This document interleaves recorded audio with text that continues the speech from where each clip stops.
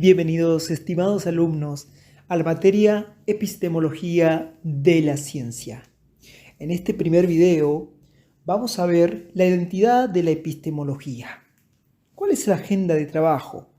En primera instancia, la definición de epistemología de la ciencia desde su etimología, de dónde viene la palabra.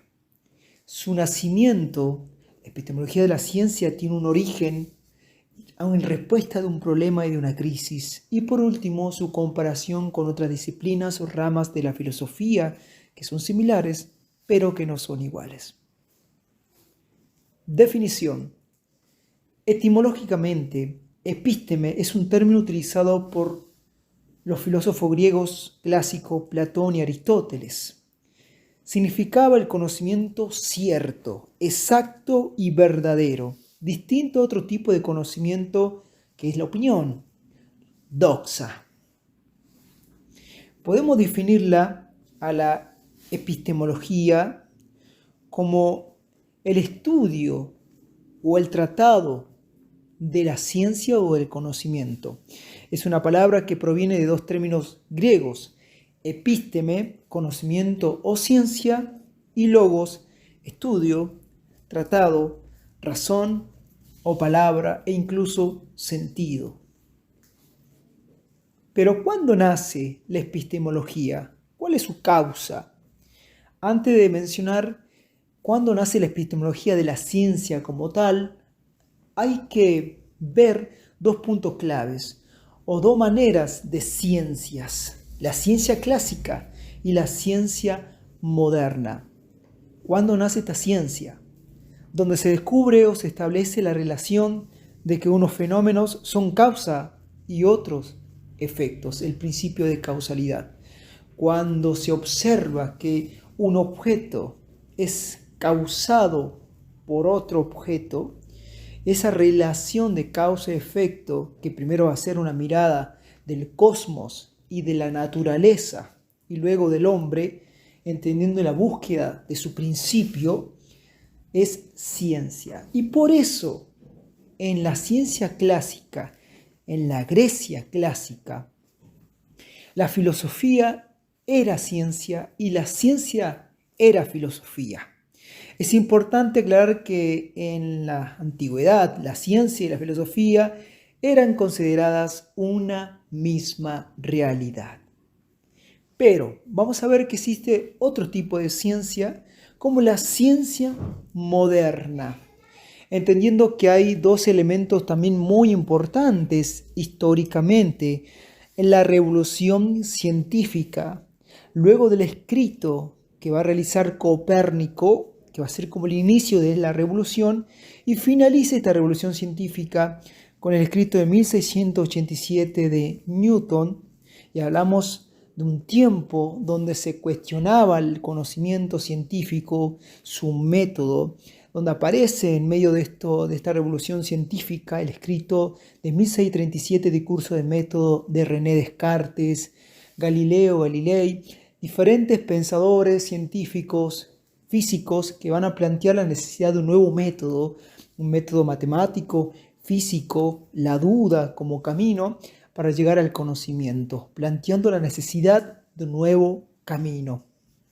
La existencia histórica de la ciencia moderna es relativamente reciente y en términos generales no se produjo más allá de los siglos XVII y XVIII.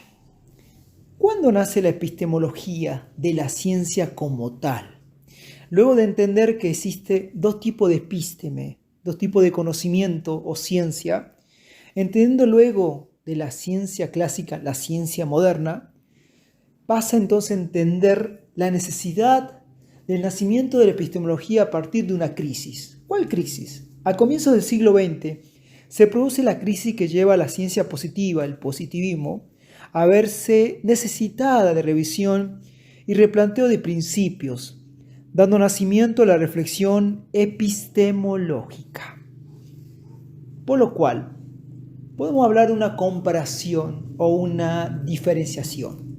De tres elementos no vamos a mencionar la filosofía de la ciencia, sino de dos tipos de disciplinas o ramas: la epistemología y la gnoseología.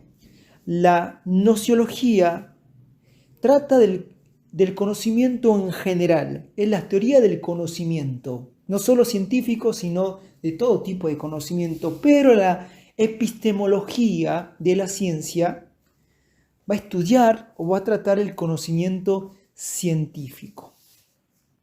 La filosofía de la ciencia, en cambio, no solo es un tratado sobre el conocimiento científico, su origen, su método, su validez, la verdad, sino va más allá y apunta también al científico, a su reflexión, a lo que se genera el conocimiento, su contexto, una mirada más hermenéutica.